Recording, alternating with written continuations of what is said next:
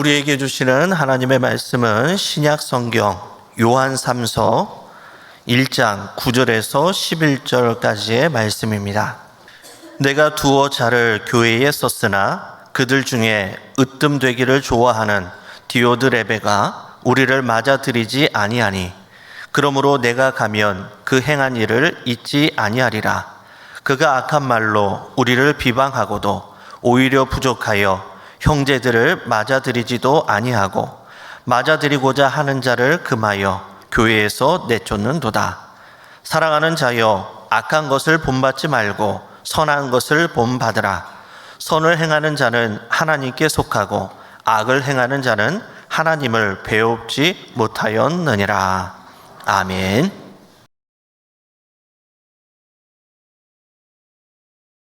오늘은 탈출기 시리즈 네 번째로 험담과 관련된 말씀을 전하도록 하겠습니다.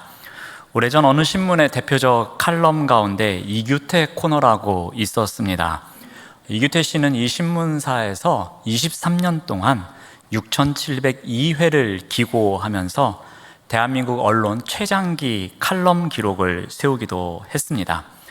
이규태 씨가 쓴 책 가운데 한국인 이래서 못 산다라는 제목의 책이 있습니다. 이 책 가운데서 일부분을 인용하여 읽어드리겠습니다. 한국인에게 보편성을 지닌 인간 갈등의 자체 해소 방법은 무엇일까? 우리나라 나름의 그 해소 방법이 있는데 그것은 바로 갈등을 잊게 한 상대방이 없을 때 그 사람을 헐뜯어 말할 수 있는 험담이 아닌가 싶다. 험담을 실컷 하고 나면 화도 다소 풀리고 긴장도 느긋해지며 기분도 좋아진다. 이러한 험담은 한국인의 한국인다운 특징 가운데 하나이다. 한국인은 둘만 모이면 남의 이야기를 곧잘 한다. 사실 많은 대화 가운데 가장 즐겁고 진진한 것이 남의 이야기이다 라는 기록이 있습니다.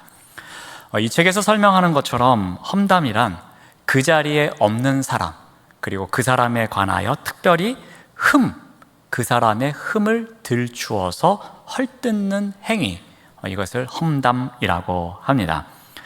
어떤 사람에 대해서 부정적인 말을 전하는 것, 이것을 험담이라고 합니다. 근데 이러한 험담은 결코 유쾌한 일은 아닙니다. 왜냐하면 험담 때문에 상처받는 사람들이 나오기 때문입니다. 험담을 늘어놓는 사람들은 즐거울 수 있습니다. 그리고 스트레스가 풀릴 수도 있습니다. 하지만 험담거리가 된 당사자 입장에서 이 사실을 안다면 매우 불쾌한 일이 됩니다. 또한 험담 때문에 싸우는 사람들도 있습니다. 어제까지는 너무나 친한 사이였는데 이 사람이 다른 데 가서 내 험담하는 것을 알게 됩니다. 그러면 그 사람과 싸우는 일도 생깁니다. 때로는 험담 때문에 공동체를 떠나는 사람들도 있습니다. 아니, 어떻게 교회 다니는 사람들이 그럴 수 있어? 나 이 교회 안 다녀. 그러면서 공동체를 떠나는 경우도 있습니다. 심지어는 험담 때문에 예수님을 떠나는 사람들도 있습니다. 예수 믿는 사람들이 이렇게 살아간다면 내가 예수를 믿어서 뭐해? 라면서 오히려 예수 그리스도를 또 저버리는 일이 험담의 부작용이기도 합니다. 제가 몇 가지만 소개를 드렸지만 이 험담 때문에 일어나는 일은 많이 있습니다. 그리고 우리도 그 아픔을 한두 번씩은 경험해 보았을 것이라고 생각합니다. 결코 험담은 유쾌한 것만은 아닙니다. 그럼에도 불구하고 우리는 험담을 늘어놓을 때가 많이 있습니다. 왜 우리는 험담을 하면서 살아갈 수밖에 없을까요? 이규태 씨가 이야기했던 것처럼 이 험담을 통해서 우리가 스트레스를 풀기도 하고 때로는 험담을 통해서 이 사람이 진정 나의 친구구나 라는 것을 느끼기 때문입니다. 여러분 한번 생각해 보십시오. 오랜만에 누구를 만났습니다. 그러면 그 사람하고 정치 이야기를 하면서 또는 세상 이야기를 하면서 지내는 시간이 즐거운지 아니면 그 사람하고 알고 있는 그 누군가의 비밀을 들춰내면서 험담하는 게 더 재미있는지 한번 생각해 보시기 바랍니다. 뭐가 재밌죠? 누구 만나서 정치 이야기하는 거 재미없지 않습니까? 그냥 누군가에 대한 험담하는 게 더 재미있을 때가 있습니다. 그때의 자신의 표정 그리고 자신의 마음을 한번 돌아보시면 됩니다.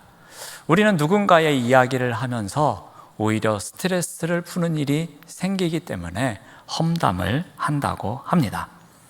또한 험담이 이 친목도의 척도를 가늠하는 기준이 되기 때문에 험담하기도 합니다.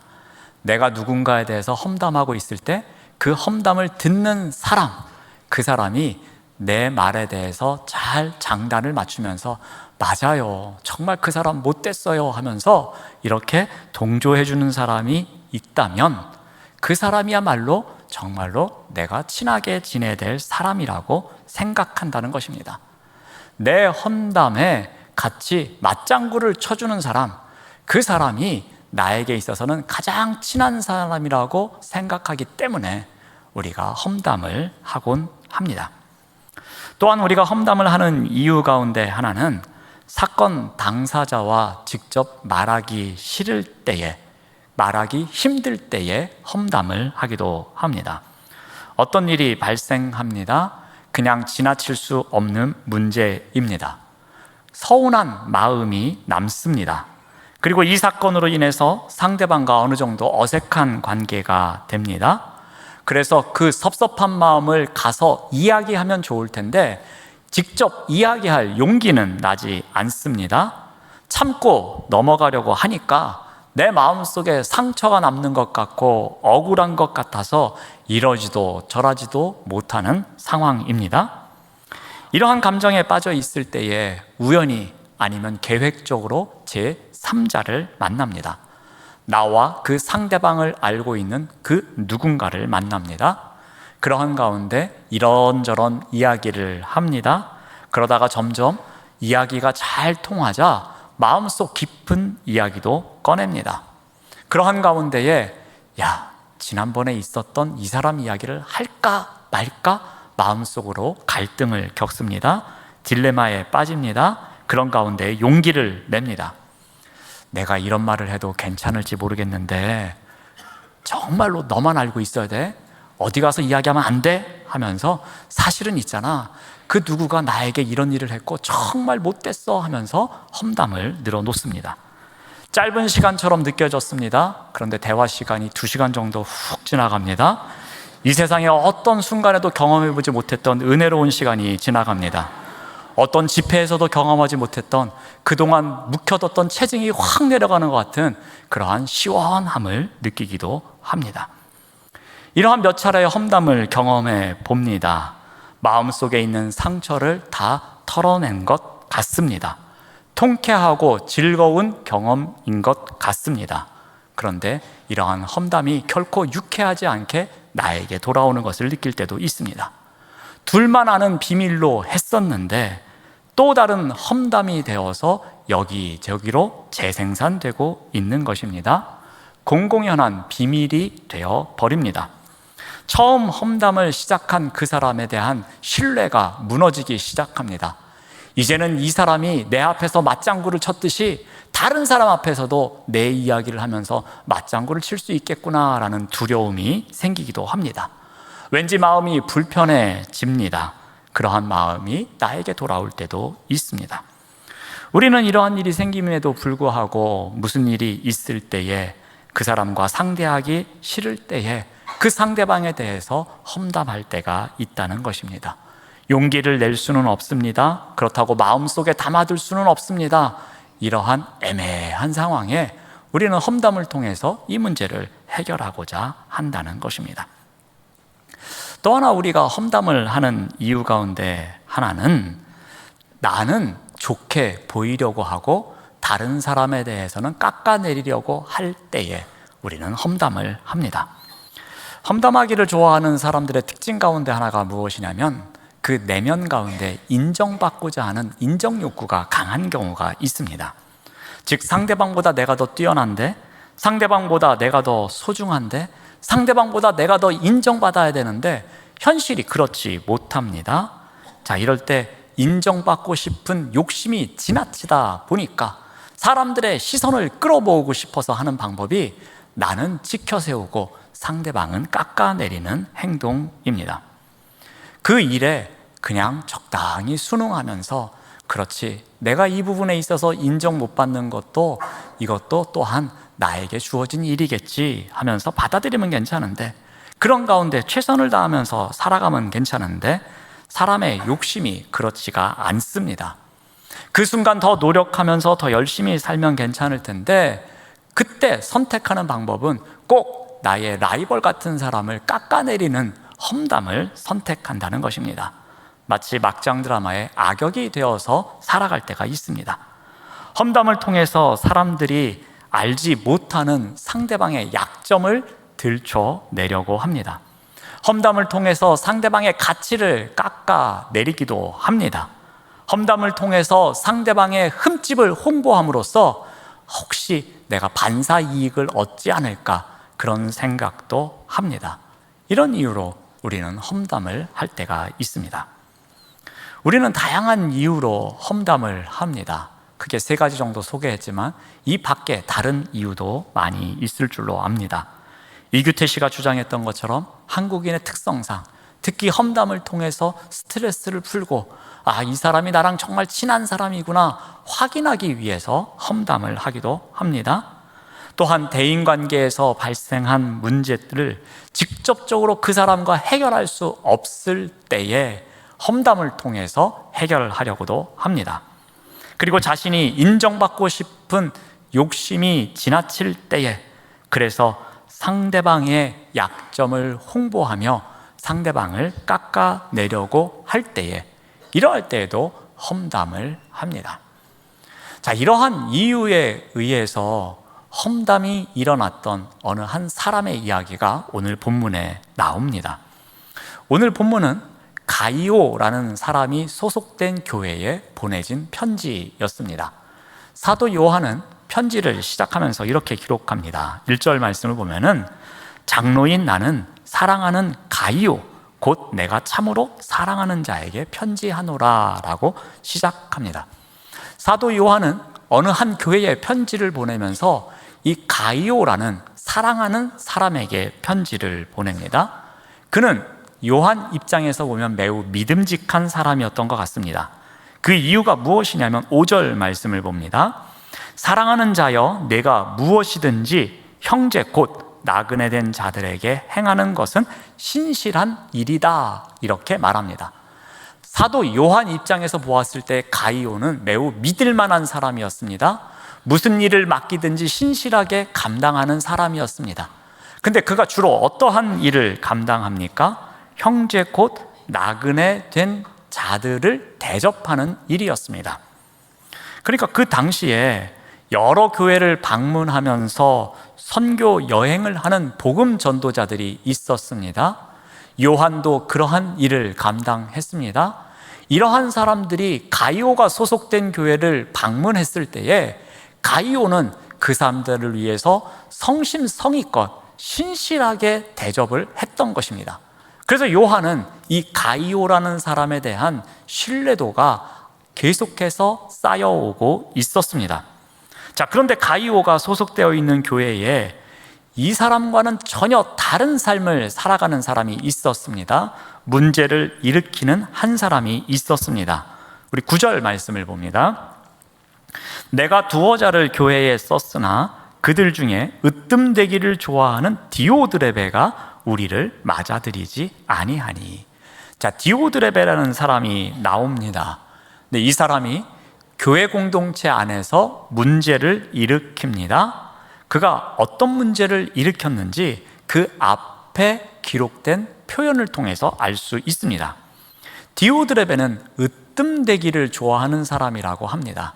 즉 인정받기를 아주 원했던 사람이었던 것 같습니다.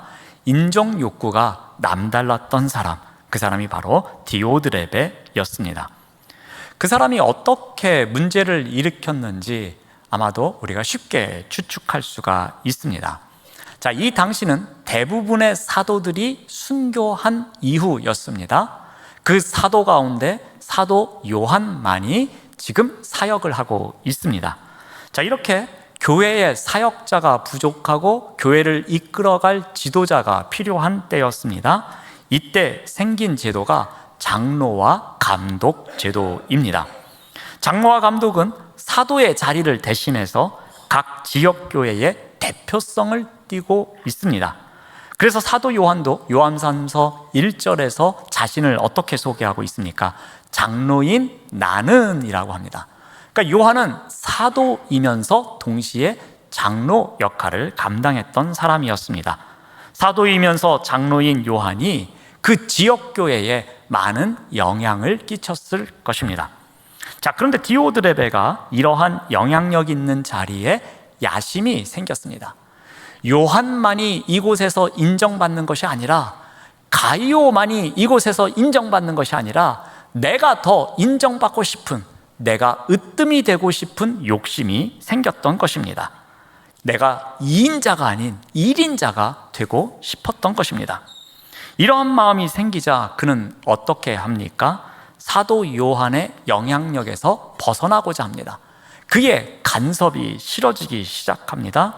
으뜸되기를 좋아했던 그는 이제 사도 요한이나 그의 사랑하는 자 가이오로부터 벗어나고 싶어 합니다.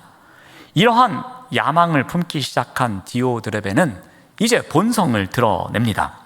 교회는 디오드레베 한 사람의 영향으로 인해서 문제의 중심에 놓이기 시작합니다. 디오드레베는 요한과 가이오의 편을 드는 사람들을 한 편으로, 그리고 자신을 따르는 사람들을 한 편으로 나누기 시작합니다. 교회가 양분된 것입니다. 자, 이때 디오드레베는 어떤 일을 하는가 하면 10절 말씀을 봅니다. 그러므로 내가 가면 그 행한 일을 잊지 아니하리라. 그가 악한 말로 우리를 비방하였다라고 기록합니다. 그런데 그것이 오히려 부족하였다고 성경은 기록합니다. 디오드레베는 이제 자신의 행동을 정당화하기 위해서 이 가이오 편에 있는 사람들에 대한 험담을 시작합니다.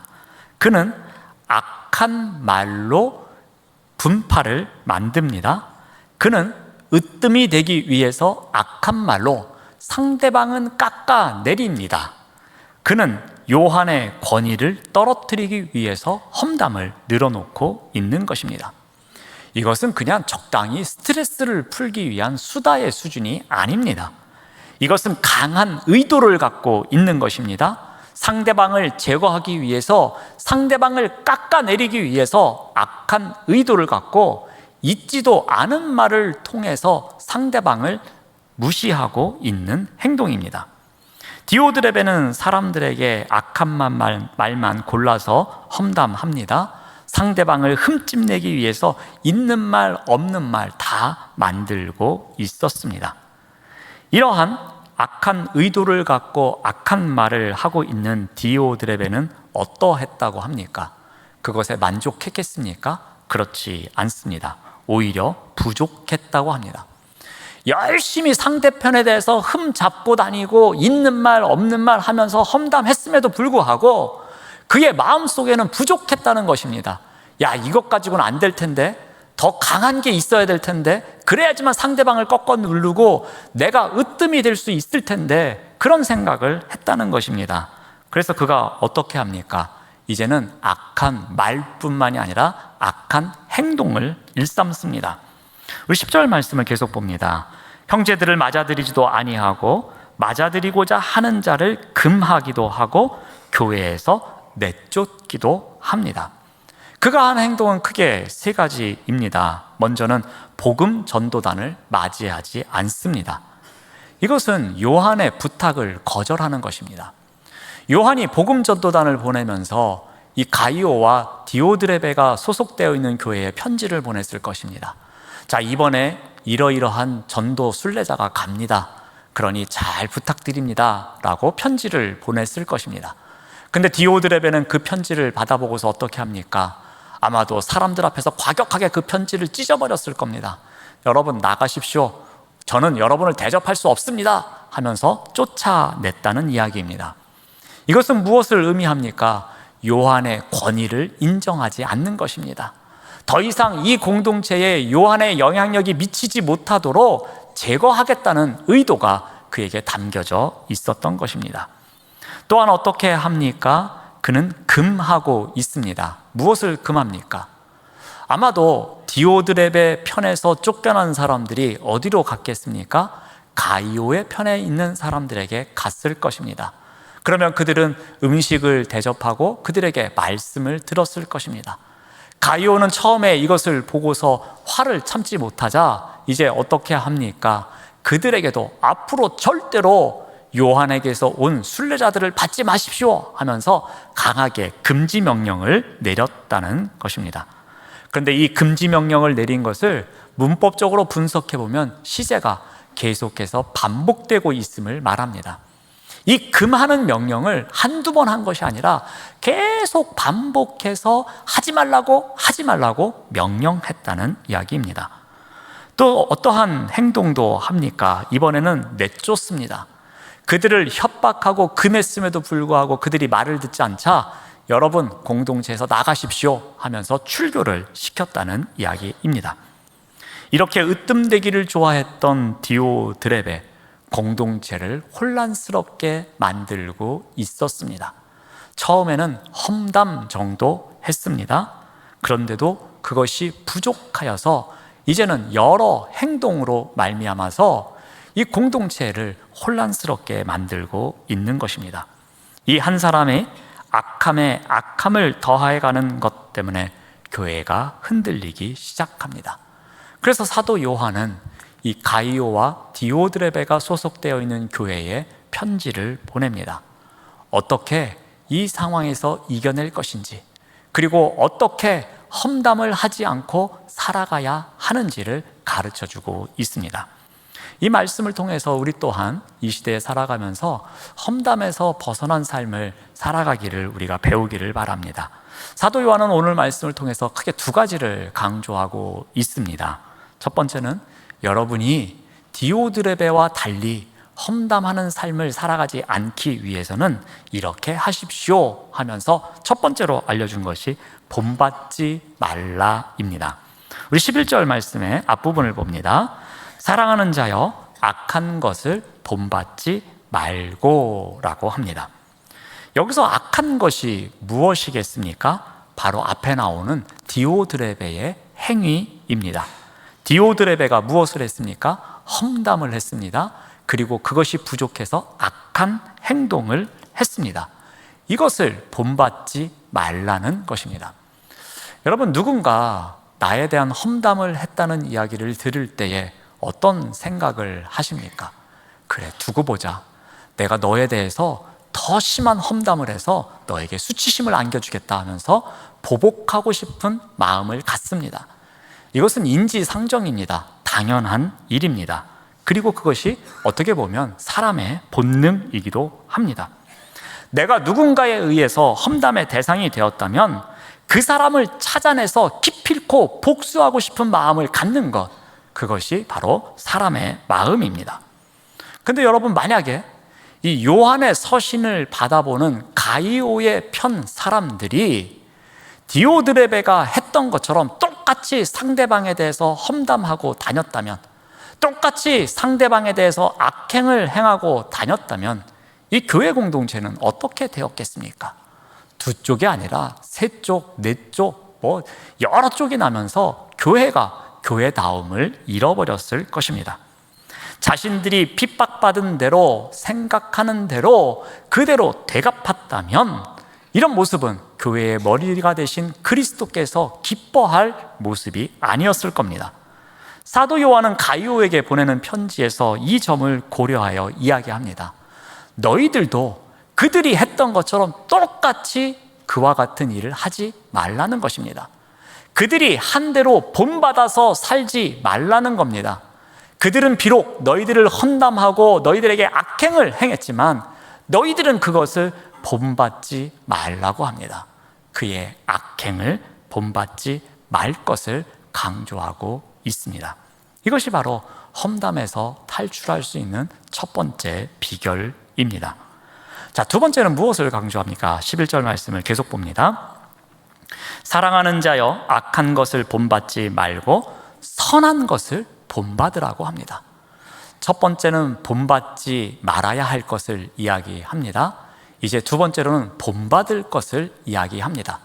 본받지 말 것은 무엇이었습니까? 악한 것이었습니다. 그렇다면 본받아야 할 것은 무엇이겠습니까? 선한 것입니다. 악한 것을 본받지 말고 선한 것을 본받는 것이 이 험담에서 탈출할 수 있는 비결이었습니다. 자, 그렇다면 선한 것은 무엇이겠습니까? 우리 11절 말씀을 계속 봅니다. 선을 행하는 자는 하나님께 속하고입니다. 선을 행하는 자가 하나님께 속한다고 합니다. 바꿔 말하면 하나님께 속하기 위해서는 선한 것이 필요하다는 이야기입니다. 그러니까 선을 행하는 자, 이 선한 것이 있어야지만 하나님께 속한 자라고 말할 수 있다는 것입니다. 자, 그렇다면 하나님께 속하기 위해서 필요한 것에 대해 사도 요한이 언급한 것이 무엇인가를 우리가 알아야 합니다. 자, 이 부분은 우리 요한일서 4장 7절에서 이렇게 기록하고 있습니다. 사랑하는 자들아, 우리가 서로 사랑하자. 사랑은 하나님께 속한 것이니 사랑하는 자마다 하나님으로부터 나서 하나님을 안다라고 기록합니다. 사도 요한이 하나님께 속한 것이 무엇임을 소개하고 있습니까? 사랑이 하나님께 속한 것임을 소개하고 있습니다. 우리 사도 요한의 별명이 사랑의 사도입니다. 그래서 그의 서신에서 이 사랑에 대해서 계속해서 강조하고 있습니다. 그리고 그 사랑이 하나님께 속한 특성이라고 말합니다. 그러므로 사도 요한이 가이오에게 편지를 보내면서 선한 것이 무엇이라고 이야기하는 것입니까? 그것은 바로 사랑. 하나님께 속하기 위해서 필요한 선한 것은 사랑임을 강조하고 있습니다. 사도 요한은 험담으로 인해 시작된 교회의 혼란을 이겨내기 위해서는 선한 것을 본받아야 하는데 그것은 바로 사랑이라고 이야기를 합니다. 하나님께 속한 그 사랑을 본받는 것, 그것이 바로 험담에서 탈출할 수 있는 두 번째 비결이라고 가르쳐 줍니다. 사랑하는 여러분, 누군가 여러분을 험담하여 마음을 아프게 한 일이 있으십니까? 아마도 있을 겁니다. 한두 번도 아니고 여러 번 경험한 적도 있을 것입니다. 그때 어떤 생각이 드셨습니까? 그래, 나도 몇 배로 갚아줘야지 라는 마음도 드셨을 것입니다. 그가 했던 방법보다 더 치사한 방법으로 되갚아주고 싶은 마음이, 복수하고 싶은 마음이 우리에게 있었을 것입니다. 또한 누군가 공동체 안에서 험담을 통해서 나와 누군가의 사이를 이간질시키면서 갈라놓는 일, 그런 일도 경험해 보셨을 것입니다. 그때는 어떤 생각이 듭니까? 그래, 두고 보자. 내가 너하고 친한 누구에게 험담해서 너하고 그 사람하고의 관계 갈라놓을 것이다. 이런 악한 마음을 가지셨을 때도 있을 것입니다. 우리는 험담 때문에 마음이 상할 때가 있습니다. 험담 때문에 사람이 미워질 때가 있습니다. 험담 때문에 공동체를 떠나고 싶은 마음이 들 때도 있습니다. 험담 때문에 오히려 예수님이 원망스러울 때도 있을 것입니다. 험담 때문에 아무리 마음이 상하고 험담 때문에 아무리 힘들더라도 우리가 그 험담에서 탈출하기 위해서는 오늘 말씀을 통해서 우리가 두 가지 중요한 원리를 배웁니다. 하나는 본받지 말아야 할 것이 있고 하나는 본받아야 하는 것입니다. 하나는 본받지 말아야 할 것, 그것은 무엇이었습니까? 악한 것을 본받지 않는 것입니다. 상대방이 비록 그 험담을 했을지라도 그 악한 것을 본받아서 그 악한 것을 흉내내서 나 또한 하지 마는 것, 하지 않는 것이 험담에서 탈출하는 첫 번째 비결입니다. 또한 우리가 본받아야 할 것이 있습니다. 선한 것, 즉 하나님의 속성인 사랑을 본받으라고 합니다. 하나님께서 우리의 입술을 만들어 주신 것은 분명히 우리로 하여금 험담만 하면서 살아가기를 원하시지 않으셨습니다. 하나님께서는 우리의 입술을 만드신 것은 이 선한 것을 전하기 위해서 만들어 주셨습니다. 그래서 에베소서 4장 29절을 통해서 이렇게 말씀하십니다. 무릇 더러운 말은 너희 입 밖에도 내지 말고 오직 덕을 세우는데 소용되는 대로 선한 말을 하여 듣는 자들에게 은혜를 끼치게 하라라고 말씀하십니다. 하나님께서 우리를 세우신 목적은 분명합니다. 절대로 더러운 말을 일삼는 험담을 위해 우리를 세우지 않으셨습니다. 덕을 세우는데 필요한 선한 말을 하도록, 그래서 은혜를 끼치는 일에 사용되도록 우리를 세우셨다는 것을 꼭 기억하시길 바랍니다. 그래서 우리를 부르신 그 자리에서 귀하게 쓰임 받으시는 우리 모두가 되시기를 바랍니다. 기도하겠습니다. 하나님 감사합니다. 사람의 입을 만드신 목적은 더러운 말을 일삼는 험담을 위해서가 아니라 선한 말로 덕을 세우고 은혜를 끼치는 일에 사용하도록 만드셨음을 깨닫습니다. 우리의 입술을 통해 험담보다 선한 말이, 사람의 말보다 주님의 복음이 전해질 수 있도록 인도하여 주시옵소서. 예수님의 이름으로 기도드립니다. 아멘.